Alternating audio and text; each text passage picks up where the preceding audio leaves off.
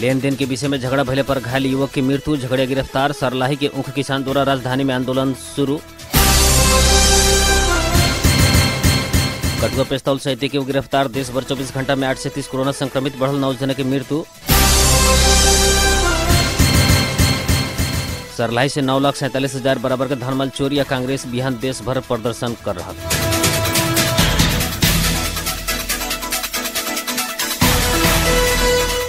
नमस्कार। 12 जिला के सिमरौनगढ़ में रहल रेडियो बादल 89 मेगाहर्ट्ज, सरलाही के गोइठा बाजार में रहल रेडियो बंधन 99.2 मेगाहर्ट्ज तथा इंटरनेट ऑनलाइन के www.radiobadal.com, ऐसे radiobandhan.com। साथ ही हमारे पात्रों पर दुनिया भर में एक साथ प्रसारण हो रहा बादल खबर में स्वागत करता नहीं हम नूर आलम बादशाह। अब खबर विस्तार में।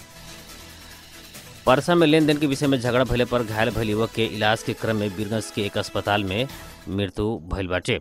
परसा के पटोरा सुगौली गांव पालिका 1 के सिरही के 24 वर्षीय उमेश ठाकुर के मृत्यु भइल बाटे। बीतल अगहन 24 गते सवेरे लेन देन के विषय में पटोरा सुगौली गांव पालिका 1 रंगपुर टाणी के 30 वर्षीय आनंद प्रसाद थारू आ उमेश ठाकुर बीच झगड़ा भइल रहे। उहे क्रम में उमेश गंभीर घायल भइल रहनी। उनकर वीरगंज स्थित LS न्यूरो अस्पताल में इलाज के क्रम में आज सवेरे 11 बजे मृत्यु भइल बाटे। खाना खाइल पैसा न दिहल कहत होटल संचालक थारू झगड़ा कैला के साथ गलबंदी से ठाकुर के घेट में घिंचल प्रदर्शनी के कहनाम रहल बाटे। नाश्ता खाइल बहाना में पड़ोसी भाई की हत्या भइल स्थानीय धर्मेंद्र साहब बतले बानी। उनकर घेट ममोर के घायल बनेला बाद इलाज के क्रम में वीरगंज से पहुंचावल गल रहे। आज सवेरे डॉक्टर लोग मृत घोषित कर दिले बानी। प्रहरी से उमेश ठाकुर के हत्या अभियोग में पटेरा सुगौली गांव पालिका 1 रंगपुर टाणी के 30 वर्षीय आनंद प्रसाद थारू के पकड़ाव कैले बा। सरलाही के ऊख किसान आज से राजधानी में आंदोलन शुरू कैले बाटे। सरकार से कैल बाचा पूरा न भइला बाद सरलाही के ऊख किसान सब फेरू काठमांडू पहुंच के आंदोलन कैले बा। लोग किसान सब आज से माइती घर में शांतिपूर्ण प्रदर्शन के साथ शिकायत शुरू कैले बाटे। चीनी मिल संचालक के बकायदा रकम न मिला बाद इससे पहले भी किसान से काठमांडू में आंदोलन कल गल रहे। सरकार से उक्त रकम उठा देवे के बाचा कल गल रहे, लेकिन वादा पूरा न भले बाद उ लोग आज से फेरू माइती घर मंडल में धरना देवे के शुरू कैले बा। ई बेरी उ लोग गत वर्ष के पुष 16 गते भइल समझौता करेला मांग कैले बा। लोग ई मांग पूरा करावेला माइती घर मंडला से निकास न निकलला बाद सिंह दरबारा बलुआ टार घेराव समय के आंदोलन करे के ऊख किसान संघर्ष समिति सरलाही के संरक्षक राकेश मिश्रा बतैले बानी।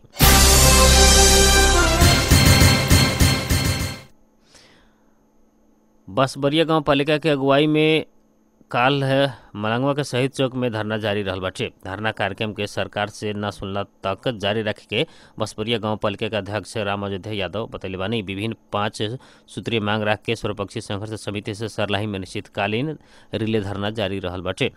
भारत से एकतरफी रूप में सीमा नाका खुलला पर भी नेपाल सरकार से नेपाल तरफ के सीमा नाका न खुलला पर स्थानीय बासिंदा के समस्या उत्पन्न भइल कहत उपाध्यक्ष रीना कुमारी यादव सरकार जब तक हमनी के मांग संबोधन ना करी हमनी निरंतर रूप में धरना बैठम कह के वहाँ के बताइनी। सीमा नाका बंद भइला पर दोनों देश बीच के संबंध में ठंडापन आइल, बेटी रोटी के संबंध के समेत तोड़े के काम वर्तमान सरकार कैल आरोप समेत वहाँ के लगैले बानी।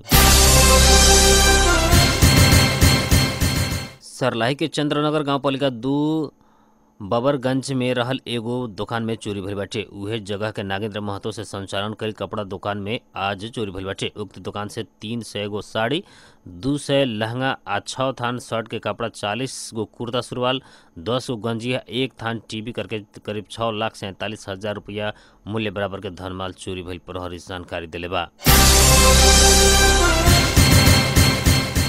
सरकार से चीनी उद्योगी से बिक्री भइल पैसा सीधे किसान के हाथ में जाए के व्यवस्था शुरू कैले बाटे। किसान के 17 करोड़ बकायदा रहल Annapurna sugar and general industries से चीनी बेचल पैसा उद्योगी के हाथ में न जाके सीधे किसान के बैंक खाता में जाए के व्यवस्था शुरू कैले बाटे। चीनी उद्योगी से किसान के वर्षों से ऊख के पैसा न तिरला बाद ऐसा उपाय अपनावल गई बाटे। अभी के 50 लाख रुपया उद्योगी के हाथ में न पड़ के किसान के बैंक खाता में जमा कर देवे के व्यवस्था उद्योग वाणिज्य तथा आपूर्ति मंत्रालय सरलाही जिला प्रशासन कार्यालय के समन्वय में शुरू कल गई बाटे। किसान के ऊख के पैसा न तिरे वाला मुख्यतः 4 गो उद्योग सब देखल गई बाटे। उमध्य Annapurna sugar and general company 17 crore, Indira sugar mill 4 crore 70 lakh, Shriram sugar mill 26 crore आ लुम्बिनी शुगर मिल 8 करोड़ 41 लाख रुपये किसान के तीरे के बाकी रहल बा।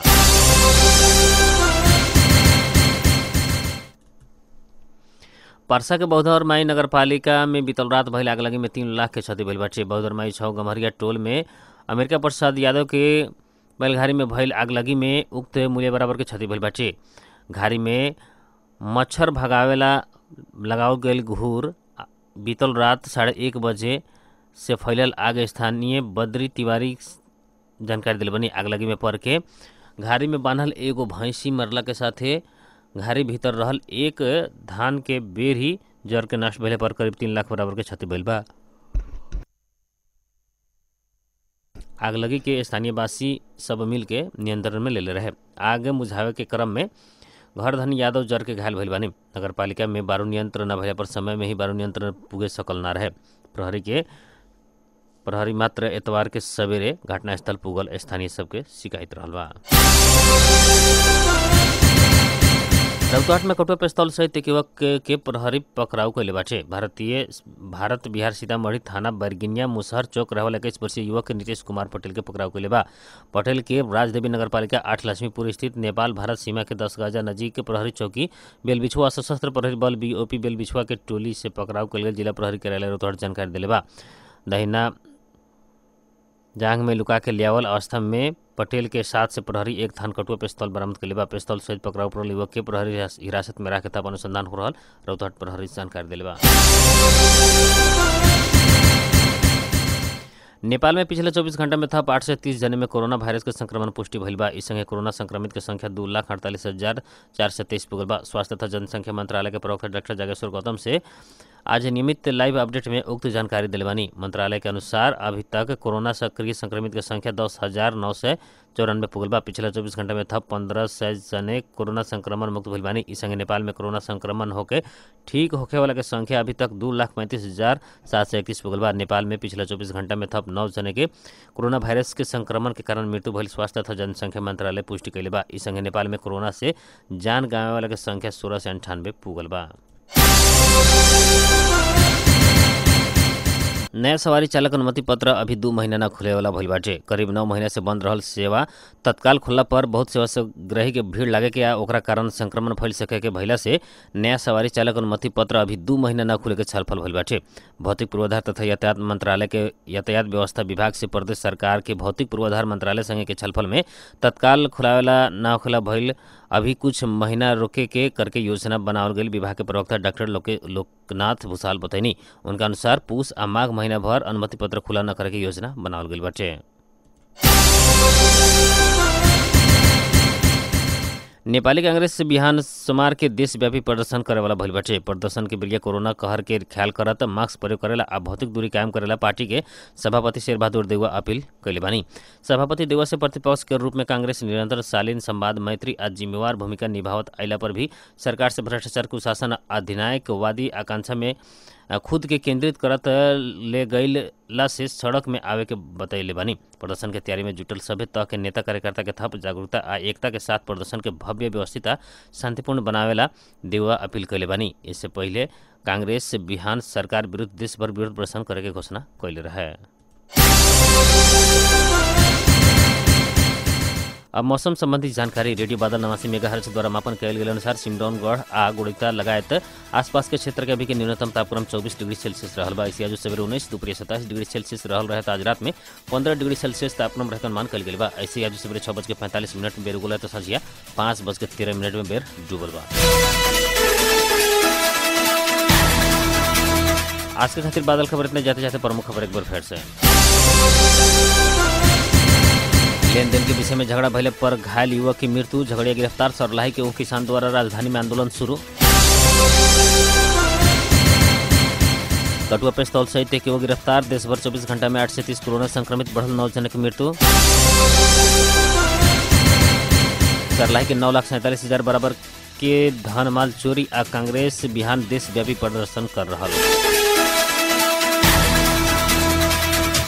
12 जिला के सिमरौनगढ़ में रहल रेडियो बादल 89 मेगाहर्ट्ज, सरलाही के गोड़िता बाजार में रहल रेडियो बंधन 99.2 मेगाहर्ट्ज तथा इंटरनेट ऑनलाइन के www.radiobadal.com ऐसे radiobandhan.com साथ हमारे पत्र पर दुनिया भर के साथ प्रसारण हो रहल बादल खबर से प्राविधिक मित्र रुस्तम सहित हम नूर आलम बादशाह के विदा दी। नमस्कार।